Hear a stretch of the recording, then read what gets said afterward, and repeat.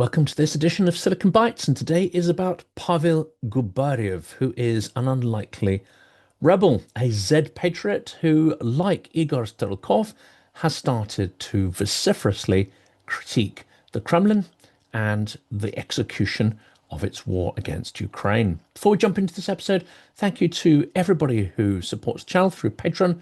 Buy me a coffee. It's immensely helpful, and it helps to produce this content day in, day out, as well as support the live events that we've been running through this year and will continue to run through to the year end. After two episodes that focused on the utterances of Igor Girkin Strelkov, here's another repugnant character, but one nevertheless that is speaking out about the ineptitude and pointlessness of Putin's war against Ukraine. Is this the start of a Z Patriot rebellion, something that Putin is likely far more fearful of than the so-called liberal opposition? The Z rebellion, Gubarev, Putin, and the cracking facade of Russian ultra-loyalism. Today's episode, how a strange group of bloggers, loudmouths, and battlefield fantasists, the so-called Z Patriots, are turning on their own emperor, or at least starting to point in his direction and proclaim that the emperor has no clothes on. Our criminal Russian nationalist of the week, Pavel Gubarev, the former governor of the self-proclaimed Peoples Republic of Donetsk in 2014, once a proud foot soldier of Russia's imperialist crusade, now sounding alarm bells that Putin's army is losing and claiming the losses are spectacular. With Igor Strelkov in jail, Gubarev has inherited his crown not as a leader of troops, but a leader in outrage. And his new role, it is as a frontline Cassandra, warning that defeat is near while the Kremlin fiddles and drops glide bombs on Ukrainian apartment blocks and yet has no clear military strategy. Gubarev used to toe the line. In fact, he helped to draw the line, the new bleeding borders of the Russian world encroaching into Ukrainian sovereign lands. But not anymore. Here's what he said in a recent post. The front is failing. There are no reserves.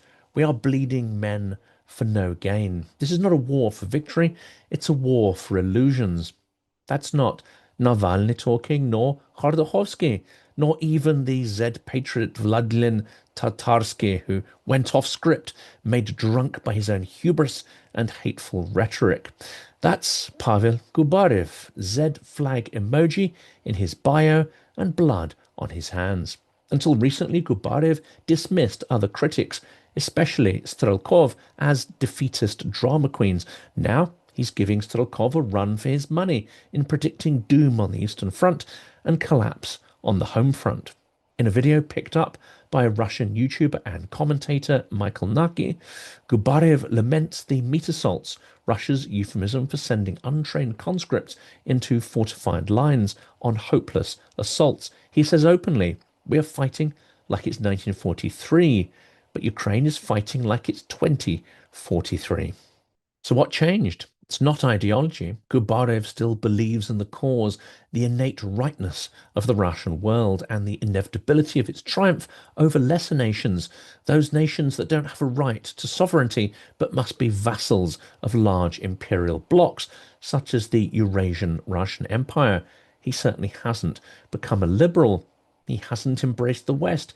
He just wants to win in Ukraine, and he's realized too late that Putin doesn't, and indeed, Putin can't. We need to stop pretending, he said, we can win with slogans. We need industry, mobilization, real leadership. He also makes an extraordinary admission.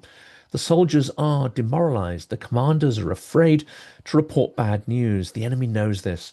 We are fighting ghosts, not the Ukrainians, but the lies we tell ourselves. Now, this talk is radioactive, corrosive, and sounds a lot like Prigozhin when he was still a thorn in the side of the Kremlin. And yet he says it openly, knowing what has befallen other critics of the Kremlin. Girkin is banged up in jail. Prigozhin and Navalny are dead. Vladimir Tatarsky died in a most theatrical manner. He must surely understand that liberty is not something you hang on to in Russia when you talk like this. Before Diving into the implications of his analysis and his critical moaning, let's explore Pavel Gubarev's history as an extreme pro-war zealot and his recent transformation using quotes from several video interviews and relevant materials. Pavel Gubarev isn't some accidental critic. He was once the poster hero of the imperial crusade that he now condemns. To understand his fall from grace, we need to listen to his older self, fiery, unyielding, and utterly uncompromising. In a 2014 recording, Gubarev is in full people's governor mode. They're not coming to persuade you. If you resist, we'll exterminate you. 1 million, 5 million, or we'll exterminate all of you. This was a video from October 2022. It's requoted in The Independent. And of course, here he is talking about wiping out all Ukrainians if given the chance to. He wasn't just advocating war, he was advocating for genocide. His mission was clear: confiscate territory and destroy the unwilling or anyone not conforming to Russian world values, whatever those values are at a particular point in time. That's extremist zeal. By 2022, during the full-scale invasion, he reiterated this stance. We will free those so-called Russians, even at the cost of killing them all. This is a line so brutal that international media flagged it as explicit support for genocide. That is quoted in Wikipedia. In May 2023, Gubarev had become a founding figure in the Club of Angry Patriots, a hardline ultra-nationalist group that defended the invasion and demand escalation. In a video from late 2023, he boasts of controlling DPR back channels and Moscow's inner circle. His speech was full of certainty. We do not beg, we demand full mobilization, tanks, production, victory. He relished his proximity to power. He spun conspiracy theories about traitorous generals and falsely accused officials of sabotage. His backing of Strelkov's critiques, anonymous and dangerous, signaled that he was laying traps within the regime. Then came the turning point and the epiphanies. Across 3 recent videos, they are in Russian, but links are provided in the description of this video, Gubarev's tone shifted. No more boasting, indeed biting realism and disillusionment. In video 1, he bluntly warns, "We're stuck. No mobilization, no logistics, no gain. I stand with the frontline commanders. They're begging for shells, for men." In video 2, he mocks the Defense Ministry's lies. They show us propaganda about new Russian breakthroughs. Meanwhile, our boys freeze with no helmets, no bullets, no chances. In video 3, he goes fully existential. If we lose Ukraine, we lose ourselves, not because Ukraine wins, but because we've lied to ourselves for too long. The change is stark, from genocidal firebrand to partisan iconoclast. What does this reveal? It isn't a moral awakening, it's a crisis of competence. Gubarev hasn't softened, he's angry in a different way. Gone is the swagger, now this fear, not of sanctions of the West, but of Russia's own military incompetence and what that will lead to. In a regime that demands total loyalty, that's essentially a declaration of war against the generals, against the propagandists, against the Kremlin's carefully curated narratives. If his own ultras are speaking out, the cracks are widening for Putin's regime. Gubarev is not calling for peace. He's demanding victory or accountability. He's a Nostradamus for Russia's hardliners. And if he's unhappy, it signals something deeper. The base itself has grown tired of losing. Gubarev's transformation is not the story of a repentant imperialist, but of a zealot who came to hate the war that he helped to unleash, or at least the war's constant litany of failure and gargantuan costs for inconsequential victories. And his voice now threatens to fracture the very narrative that made the war possible. What does it mean when ultra-loyalists start sounding like opposition figures? It means the regime's control over its own propaganda machine is starting to crack. When Strelkov was arrested, some assumed others would fall silent. Instead, Gubarev has stepped up, louder, angrier, more reckless. One Telegram commentator put it like this: Putin is losing the Z bloggers, the ones he fed, the ones who cheered on every missile. Now they spit on his shoes. And Gubarev isn't alone. Alexander Khodorkovsky has also warned of defeat.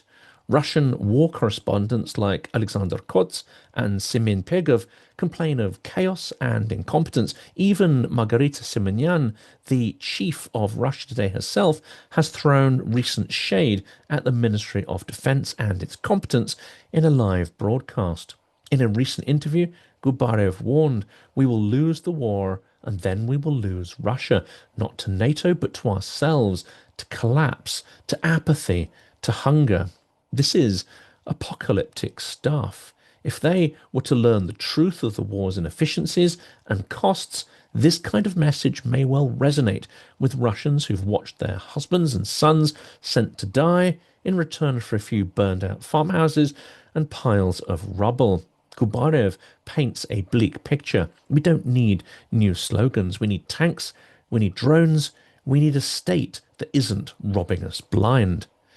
That is starting to sound a little bit like Alexei Navalny. And of course, there's sarcasm in his tone too, ironic bitterness. He jokes about Shoigu building churches while soldiers lack helmets. He mocks state TV for claiming victory while Ukrainian drones hit refineries deep in Russia. If Putin had a dashboard for regime stability, the Gubarev meter would be flashing red. When the people who helped launch your war are calling it a disaster, publicly something's broken. Historian Mark Galeotti put it best. Putin's greatest fear isn't Navalny, it's the angry patriot, the guy who thinks Putin is losing Russia by being too soft, too slow, too bureaucratic. And that's exactly who Gubarev is becoming. So where does this end? Maybe Gubarev gets arrested, maybe he shuts up, or maybe, just maybe, he becomes the new figurehead of a darker rebellion, not liberal, not democratic, but vengeful and unhinged. Putin's empire was built on compliance, myths and lies. It was built on greed and grift.